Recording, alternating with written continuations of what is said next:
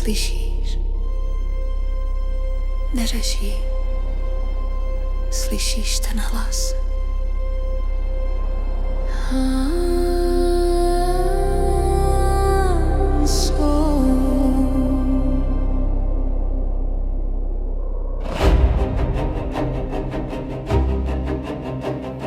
U prahu domu tiše stojí starý keř, co všechno ví.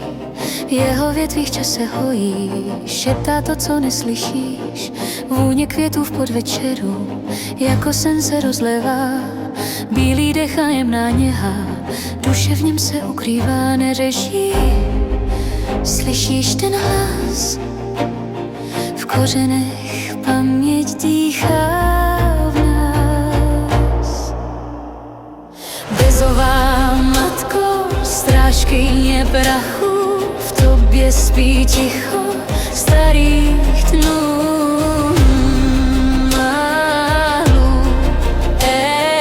Dům tvůj dech tiše objímá. Bezová matko, nech jen být. V každém květu svět chce žít. A já jsou má píseň mezi světy zní.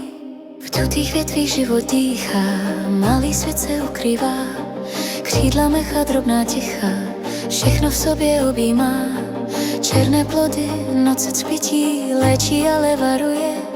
Síla, která tiše svítí, jen kdo cítí, porozumí. Proč jí brát, proč jí vzít pryč, když v ní dům má svůj klid i klíč.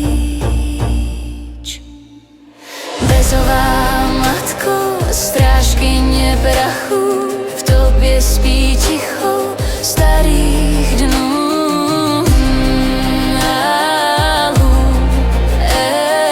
Dům tvůj dech tiše objímá.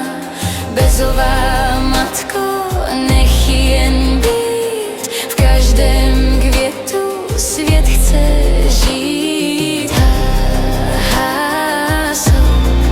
Má píseň mezi světy zní.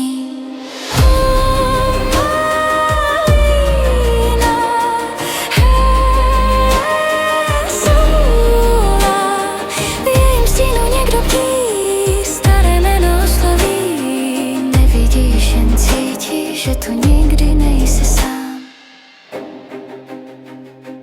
U prahu domu stále stojí, bez co tiše ochraňuje. Kdo ho slyší, ten už ví, že se svět jen nepůjčuje.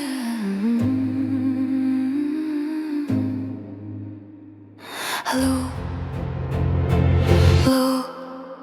nechybí, nechybí.